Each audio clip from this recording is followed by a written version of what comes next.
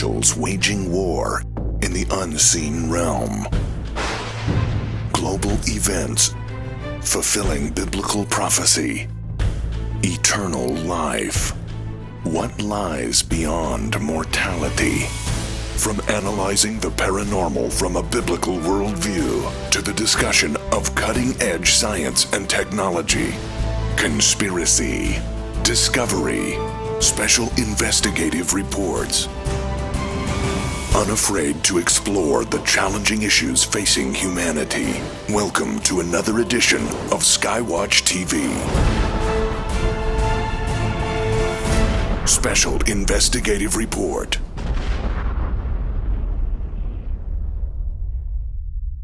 For generations, we've depended on science to enhance our lives here on planet Earth, but now the science that we've depended on is fundamentally transforming our world and even what it means to be human. Welcome to Skywatch TV. I'm Derek Gilbert. This is the first of a series that we're calling Genetic Armageddon, as science rewrites the genetic code, not just of humanity, but of the creatures that the Lord has entrusted to us as stewards of His creation. In the coming weeks, you'll hear from experts such as holistic veterinarian Dr. Gene Hovey, talking about how the food that we are feeding our pets is actually rewriting their DNA. We'll also talk about how the Defense Department is researching ways to transform what it means to be human on a very basic level. Today, we'll focus on a new book which will be coming out on November 17th, along with our documentary film, Inhuman, the movie. This is a book that will shock you, it will alarm you, it may make you angry. Dead Pets Don't Lie. Our guests today, the co-authors of the book, Donna Howell and Joe Artis. Welcome. Hi, Derek. Thanks for having us. I'll say again, this is a book that will leave the reader angry, I think. Joe, what was it that came to your attention that led you and Donna to write Dead Pets Don't Lie? We started writing the book after we came into some information that was quite alarming about the underhanded practices of what's going on in the commercial pet food industry. And some of the information, let me just premise right away that as we're sharing some of the things we're going to talk about in this program, I already know in advance that a lot of the viewers of this program will probably hear some of what we have to say, and their initial reaction will be very similar to the reaction that I once had when I was first learning of it, and that is, what? This can't be real, right? They can't make this stuff up, right? Would it shock you, Derek, if I told you that all across the USA, right now, in commercial chain stores, popular, huge chain stores. The big box stores, right, yep. That tons and tons of the most popular commercial pet foods on the market actually contain euthanized dogs and cats. When we have a pet, because we've had to put down several dogs in my lifetime, and that was a difficult experience. But you're telling me that after our dogs passed through the veterinarian's office, there was a good chance that they wound up back in the food chain for other dogs and cats? There's a very strong possibility that they're picked up by what is known as a rendering plant, a rendering company. And what these rendering companies do is they don't want to waste that opportunity to increase their bottom line. This is in fact a source of protein, okay, in the eyes of the commercial manufacturers that are making the food. So why not? Why let those opportunities to gather that meat up go to waste, right? Well, now they're relying, of course, on the fact that they've got these big television campaigns and so forth, and people have this assumption that some or many factions within the government, that there are these benevolent arms of the government that is regulating this, which again is why this whole idea sounds preposterous when you hear it up front. But the idea that the FDA or some other branch of the government is insulating them from these issues, these poisons, these disastrous meats.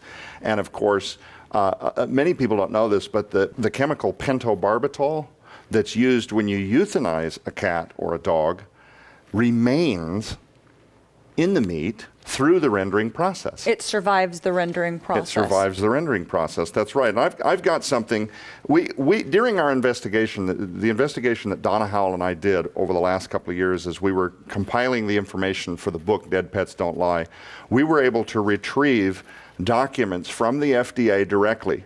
So the following, I'm going to read you something. This is an admission directly from the horse's mouth. The FDA not only knows this is going on, but they're not regulating it to the degree that it avoids what we're talking about right now, where these animals are not scrutinized and pulled. They're absolutely rendered and put back into the pet foods. This is an excerpt directly from the FDA. Because in addition to producing anesthesia, pentobarbital is routinely used to euthanize animals, the most likely way it could get into dog food would be in rendered animal products. Rendered products come from a process that converts animal tissues to feed ingredients. Pentobarbital seems to be able to survive the rendering process. If animals are euthanized with pentobarbital and subsequently rendered, pentobarbital could be present in the rendered feed ingredients. So the chemical that's used to euthanize, to kill these sick animals, these aged animals, survives the process and winds up back in the, what would the ingredient be called in the pet food? Crude protein?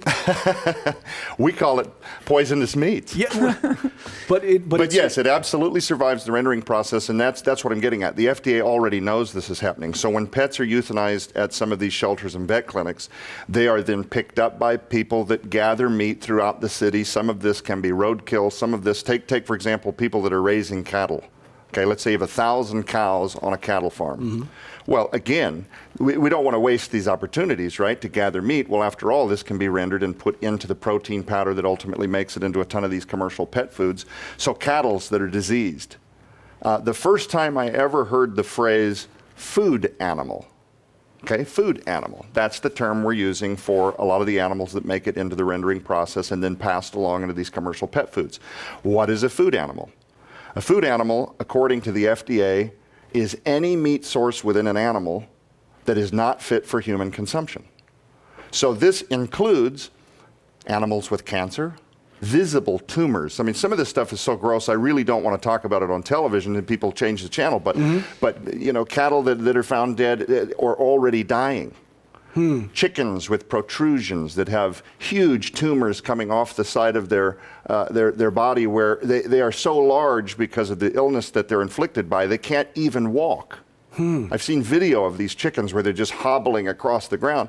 Well, when they're dead or after they're dead, and sometimes these animals can be found dead in a pasture 2-3 weeks later, riddled with maggots, crawling with all kinds of life form and flies and things like this.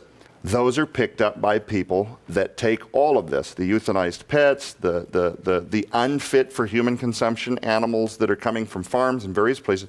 All of them are bottlenecked to a rendering company where up a conveyor belt they go into basically a mulcher, and they're ground up into what is called a protein powder, and that powder is then sold to tons. I mean, I think it would really shock people if they knew the number of popular these people have TV ads constantly promoting the health and the wellness of their commercial pet foods, and these animals are ending up all in the same vat and then sold to unsuspecting consumers who again believe that there is some benevolent insulator out there within the government that is regulating this food and keeping the world of pet food safe for them, and they don't have to do any of the thinking.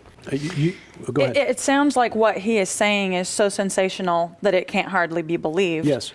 The Discovery Channel did what was called the animal rendering business or something like that, where Mike Rowe, the host of Dirty Jobs, went with the Discovery Channel and actually filmed the entire rendering process at a plant. The cow that they had picked up at the beginning of the episode had been dead for at least 4 days, they said.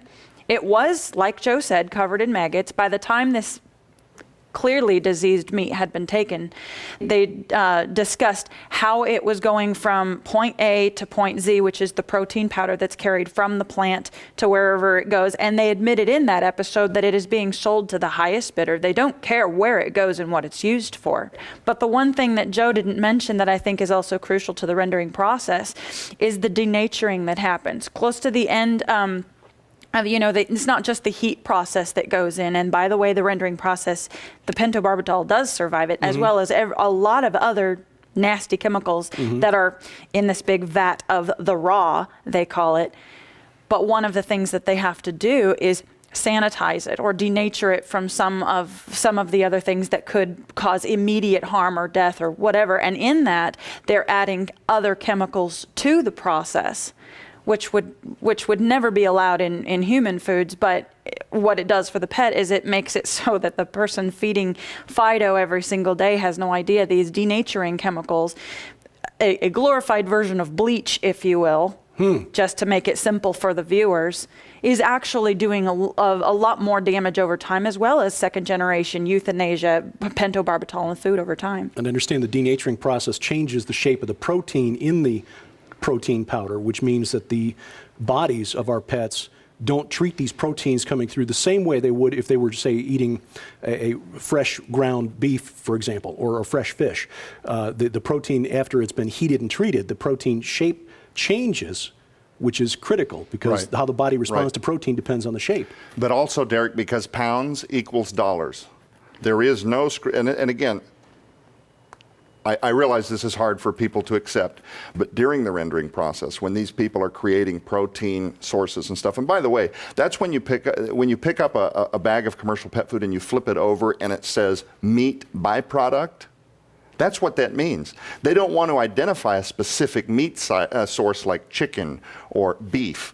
Byproducts means, hey, it's just a big swarm of whatever we were able to get that month from the city, who's picking up dead animals from the streets. This could include roadkill. But also, when a supermarket gets a whole delivery of, let's say, fresh fish or chicken, when those meats at the grocery store go over the expiration, those are often then also picked up by, it's convenient for the grocery stores. Sure. A man will show up, he'll pick up all of those expired meats, and those are also delivered to the pet food rendering companies.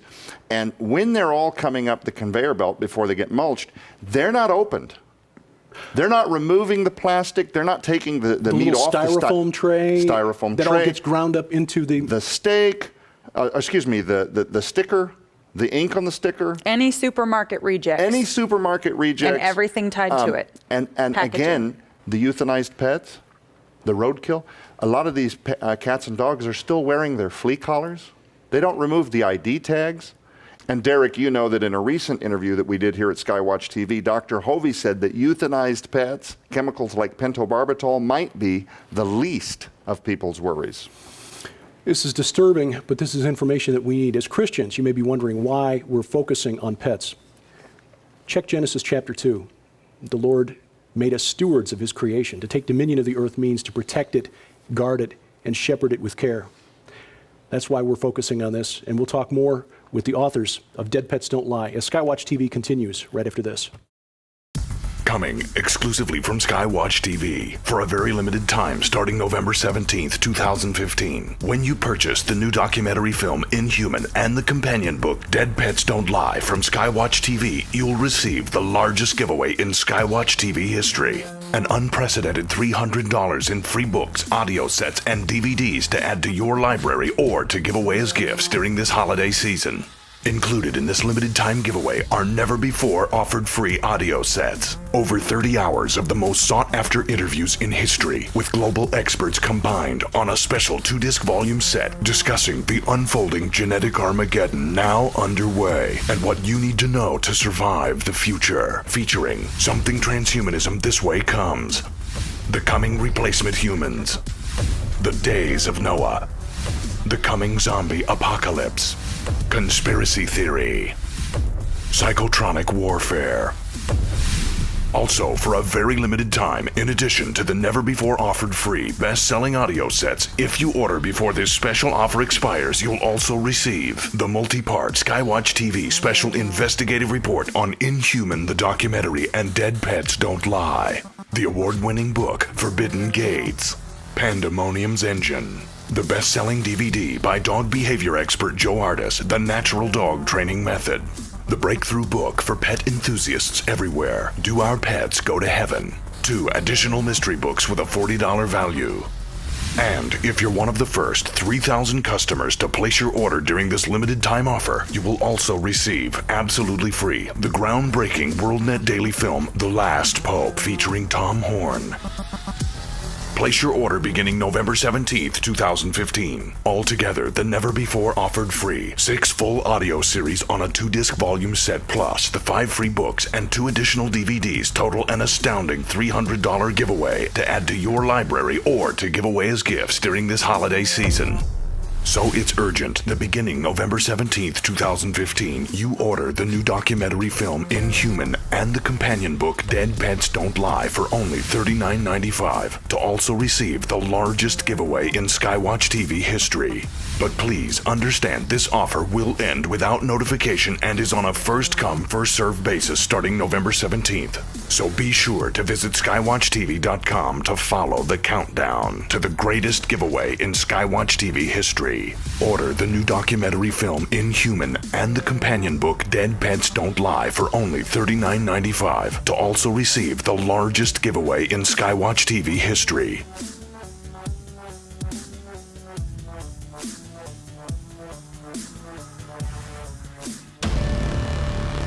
Coming this November. I'm not sure that the world is ready to receive this. Tom Horn, Joe Ardis, Donna Howell, and the Skywatch investigation team join a host of global experts in the conclusion of a multi-year undercover inquiry that exposes what the U.S. government, the FDA, and monster corporations have been hiding from you.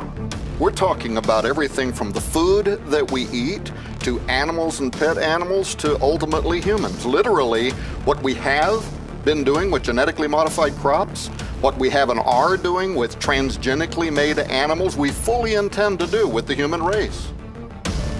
I mean, how many people know right now that the last scientist in Congress, Bill Foster, recently spoke before Congress. He wrote an article for The Hill in which he says that right now the top science departments in our government that dole out taxpayer-funded revenue have already been ordered to literally create the guidelines that are going to be used for genetically modifying the human race.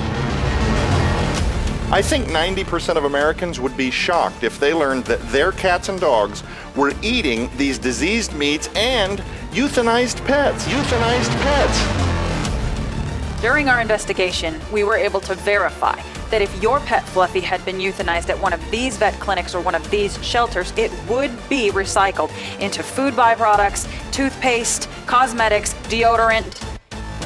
The stench is overwhelming. It's unbelievable.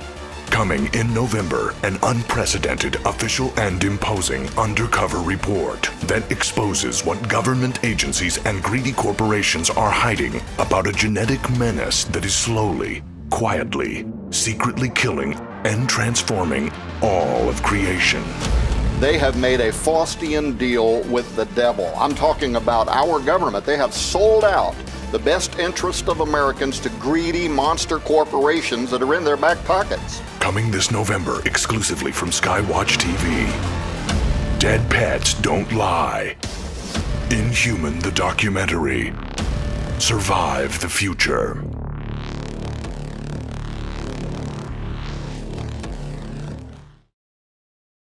Our series Genetic Armageddon continues on Skywatch TV as we continue looking at the ways science is fundamentally transforming the world around us as we continue our conversation with the co-authors of the new book, Dead Pets Don't Lie, Joe Ardis and Donna Howell. Joe, you left us just before the break. Dr. Gene Hovey, holistic veterinarian that you interviewed for the book, made the comment that what we've been talking about in the first half of the program, that the pentobarbital to euthanize pets, making it into the food chain, maybe the least of pet owners' worries? That's right. I want to share something that we retrieved from the FDA. We were able to retrieve documentation that, in their own words, they not only acknowledge this is happening, but they're not regulating it out of existence. Pentobarbital, the idea that a pet would, because I can see certain pet owners that might feel like, well, you know, if a dog eats a euthanized dog, I mean, wouldn't that happen in the wild? Wouldn't a wolf find another dead wolf or something like that and maybe eat them? But not one that's been poisoned to death. But not one that's been poisoned to death, that's been through the denaturing process where chemicals have bleached the meat, now rendered into with styrofoam trays and dead cattle and maggots and all of these other things. But let me share a couple of the, and this is very popular. This is not a conspiratorial thing. This is not just only if you go to a farm feed store and you find some obscure brand. I'm talking about big commercial chains. A ton of those pet foods are being preserved for unnaturally long shelf lives to help the person manufacturing it improve their bottom line. It gives them a larger window in which to sell the food. They're being preserved with chemicals that are just absolutely outrageous. They're devastating. The ramifications are devastating to the pet. And again, this is directly from some of the resources we were able to pull from the FDA. One chemical, I'm going to give you a couple examples of dozens. Propylene glycol, used in pet foods to stabilize moisture, inhibit bacterial growth, maintain texture, and used as a sweetener. Okay, so that the pet is like, wow, this tastes really good. I'm wildly excited about it. It is largely considered one of the most dangerous preservatives in pet foods. It also happens to be a well-known ingredient in antifreeze. I was going to say, that sounded familiar, and that's why we're told when you've got antifreeze around to keep it away from pets, because the sweet taste will attract them and that's right. kill them. That's right. But see, when a person buys pet food and they take it home to see if Fluffy enjoys it, and Fluffy's just so ravenous about it, you know, animals are going to often eat based on smell and taste. Mm-hmm. So they're going to eat this stuff ravenously, and it's going to leave the person who bought the pet food with this impression, wow, this must be a good one. It is known to cause illness in canines, can inhibit growth of an animal's good bacteria. This is why a lot of people will take probiotics. Mm-hmm. Can cause blockage or cancerous lesions in the intestines because of its use in moisture control. Considered to cause the most overlooked issues in canine health, including itching, dryness of skin. I saw that a lot. And do see it a lot when I'm in the field working with canines, various clients. You see that a lot. Dryness of skin, and you often find that they're feeding these cheap commercial dog foods. Dehydration, hair loss, anemia, and irregularities in the mouth, teeth, and gums, listed as GRAS by the FDA. Generally regarded as safe. Generally regarded as safe. Generally recognized as safe. Let me give you another really quick example. This is going to blow your mind. TBHQ is another very popularly used preservative in pet food, used as a preservative as well as an ingredient in explosives, varnishes, resins, and lacquers.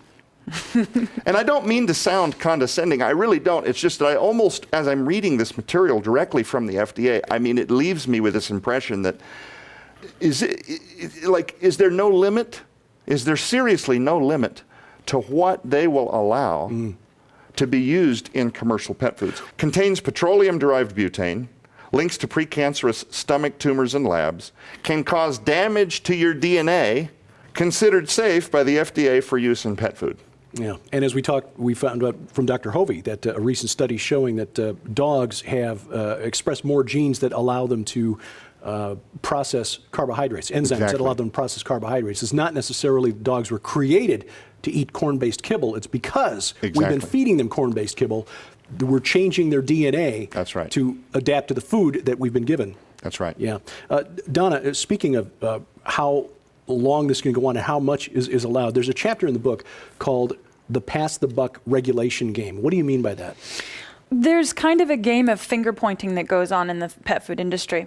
The only regulatory authority, period, is the FDA. But let's say that, you know, John Smith decides that he wants to start a pet food company. He goes to the FDA and says, what is required? Straight off the FDA website, it's cited several times in the book, there is no pre-market approval necessary.